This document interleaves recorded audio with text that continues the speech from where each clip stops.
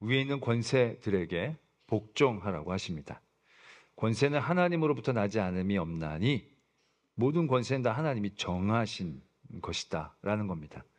그래서 권세를 거스르는 자는 하나님의 명을 거스르는 사람이기 때문에 심판을 자취할 것이다 라고 말씀은 적고 계십니다.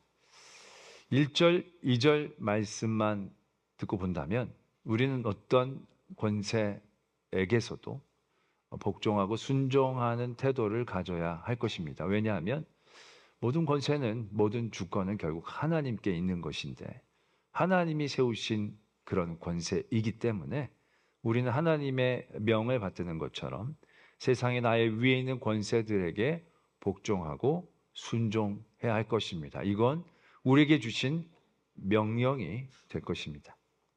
그런데 이렇게 1절, 2절 말씀만 주시면 뭐 따지지도 묻지도 않고 그냥 순종해야겠다. 느부갓네살 왕에게도 순종했듯이 그렇게 순종해야 하나 보다 이렇게 이해하고 받아들일 수도 있겠는데 3절부터는 그 말씀에 대한 설명을 붙여주고 계십니다. 왜 그렇게 해야 되는지 하나님이 주신 권세이기도 하거니와 다스리는 자는 선한 일에 대해서 두려움이 되지 않고 악한 일에 대해서 두려움을 주는 그러한 존재이기 때문에 그 권세 잡은 자들에게 순종하라라고 얘기하는 것입니다. 4절은 그는 하나님의 사역자가 되어 너에게 선을 베푸는 자니까 그 권세에 순종해야 된다.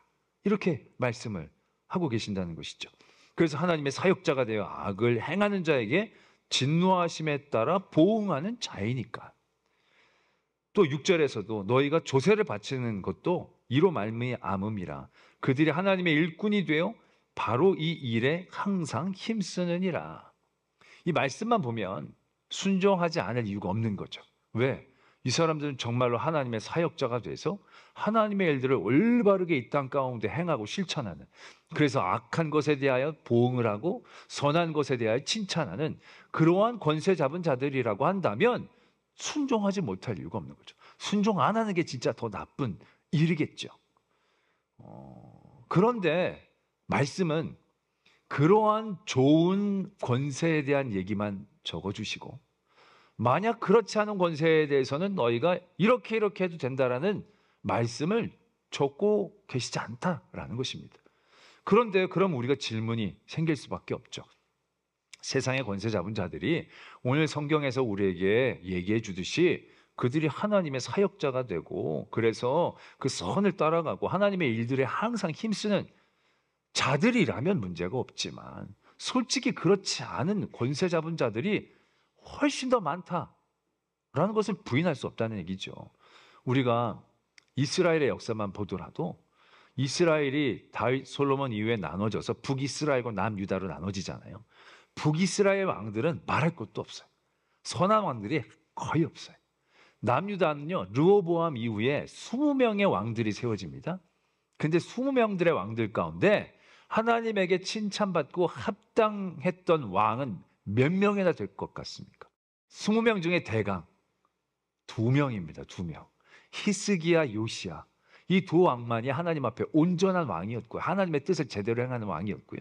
그 다음에 평균적으로 행했다가 좀 잘못했다가 뭐 이런 왕들은 한 3-4명 더 있고요. 대부분의 왕들은 평균 이하였습니다. 아니, 아주 못된 왕이었다고 얘기해도 과언이 아닐 것입니다. 역사적으로도 보면 그런 권세 잡은 자들 중에 그렇게 순종할 만한, 따를 만한 왕들은 많지가 않다라는 것입니다.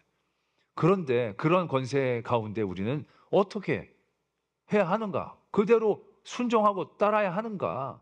그런 가운데에 뭔가 우리에게 여지를 줄 만한 말씀 한 구절을 찾아내게 됩니다. 5절에 보면 그러므로 복종하지 아니할 수는 없으니 진노 때문에 할 것이 아니라 양심에 따라 할 것이다.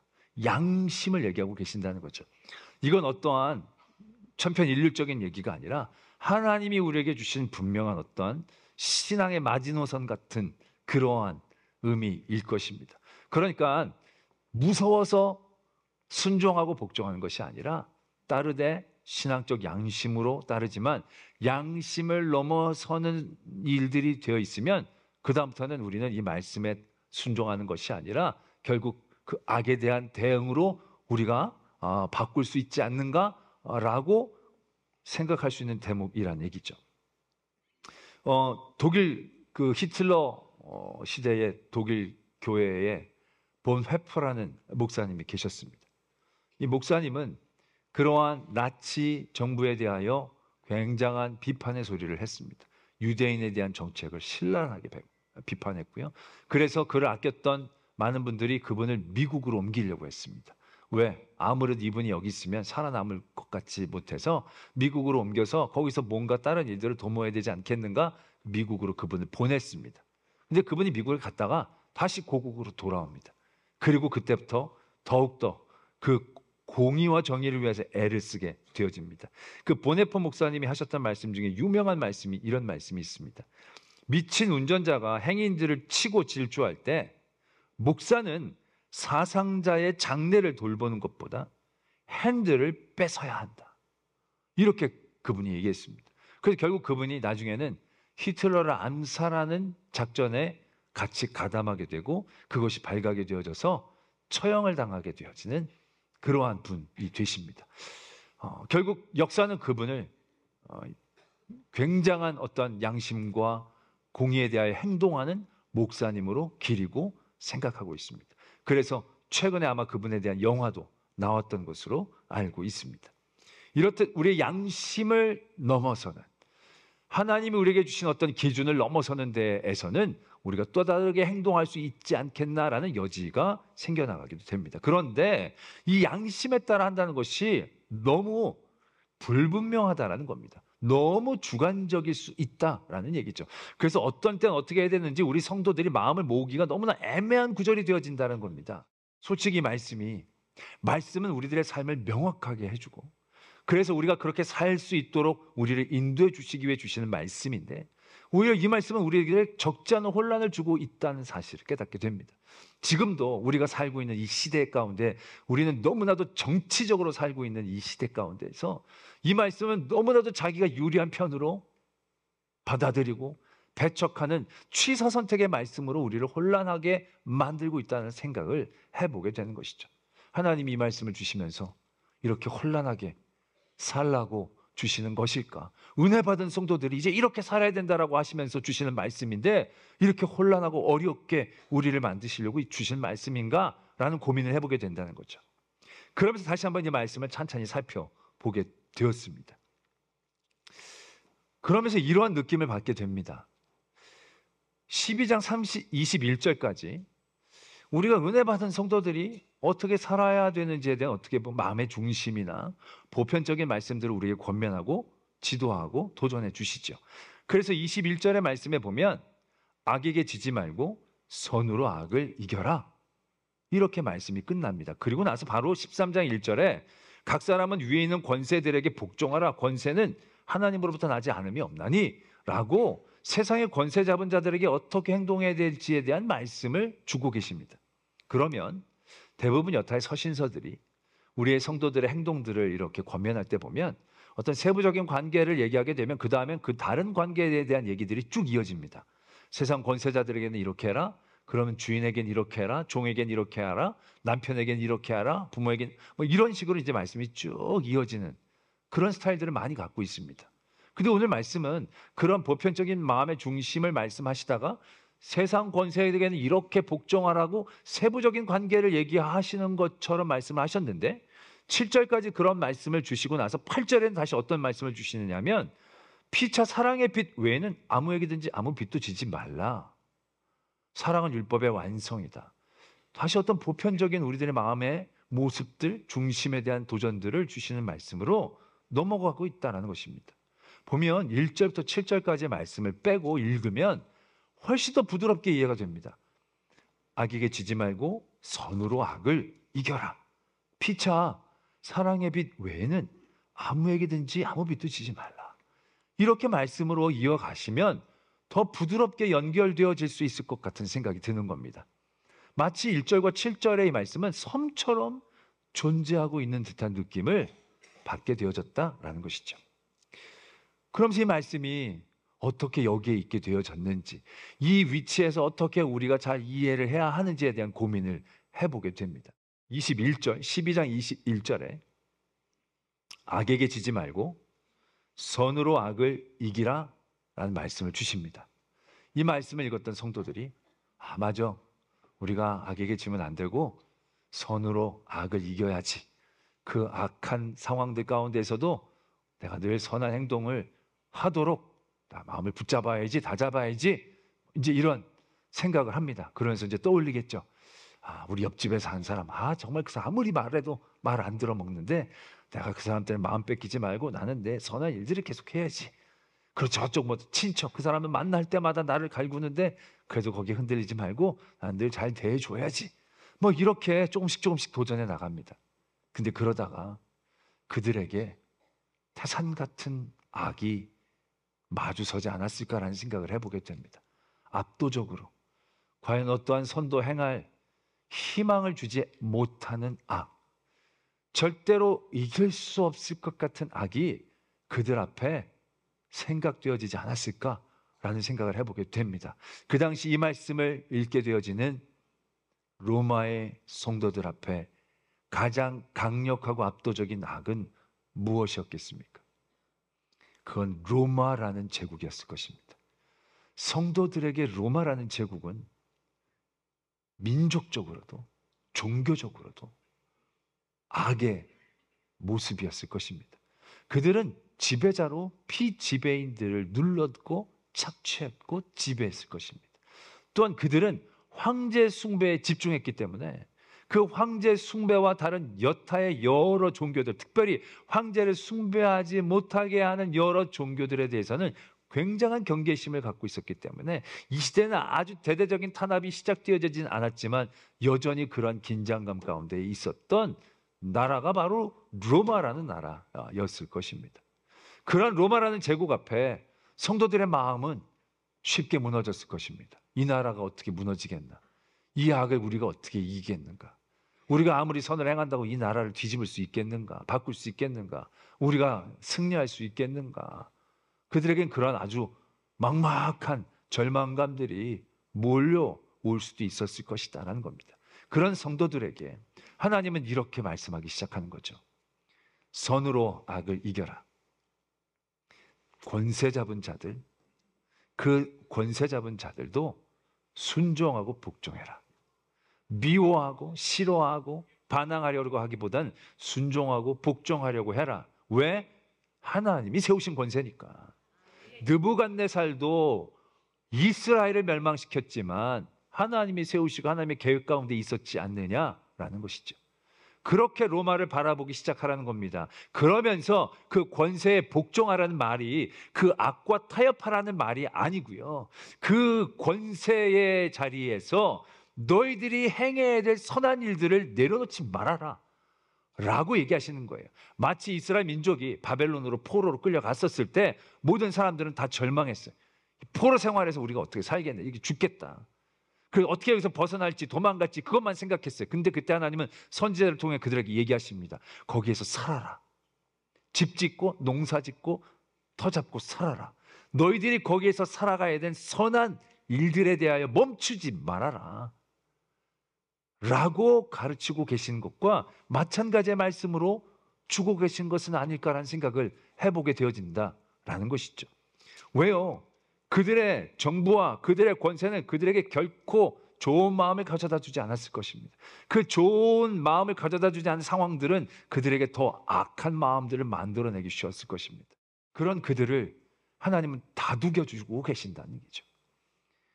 이들의 모습들이 너희들에겐 그렇게 보일지라도 결국 이들은 하나님의 주권 가운데 있다라는 것입니다. 바벨론을 흥하게 한 건 하나님이셨고 바벨론을 다스리신 것도 하나님이시고 그들을 무너뜨리신 것도 하나님이신 거예요. 그런 가운데 바벨론 치하에 있었던 이스라엘 민족이 해야 할 것들은 믿음을 지키는 선한 일들을 멈추지 않는 것이었습니다. 절망 가운데 믿음의 일조차 버리는 어리석음을 범하지 않기를 원하셨다는 얘기죠. 그들에게 이렇게 얘기하고 계시는 겁니다. 너희들이 진노의 두려움으로 그들을 복종하는 게 아니라 그럼 타협이 되는 것이고, 너희들의 신앙의 양심에 따라 그 정권이 어떤 악의 모습을 갖고 있든지 간에 거기에 흔들리지 말고 너희들은 하나님의 은혜 받은 사람으로 선한 일들을 행하는 것을 멈추지 말아라. 줄 것을 주고 바칠 것을 바쳐주고 두려워할 것들을 두려워해주고 존경할 사람들을 존경해 주라. 그러면서 너희들이 선을 행하는 일들을 멈추지 말 것을 당부하고 계시는 말씀은 아닌가라는 느낌으로 받아들이게 됐다는 것이죠. 여러분, 선으로 악을 이긴다는 것, 지난주에도 말씀을 드렸지만 선으로 악을 이긴다는 건 선이 악을 무찌르고 짓밟고 트로피처럼 서는 모습을 의미하는 게 아니라고 말씀을 드렸습니다.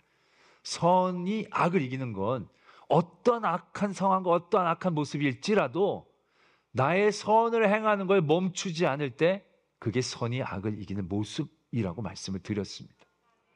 하나님의 나라가 확장되어질 때, 그래서 하나님의 나라가 승리를 선포해줬던 그 모든 과정도요, 거의 똑같은 모습으로 이루어집니다. 하나님의 나라가 칼과 힘과 권력으로 확장된 적이 있습니까? 중세가 엄청난 기독교 국가로서 힘을 모아 예루살렘을 지켜낼 수 있었습니까?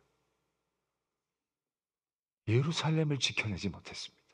그 조그만 도성 하나도 그들의 힘과 권력과 칼로 지켜낼 수 없었습니다.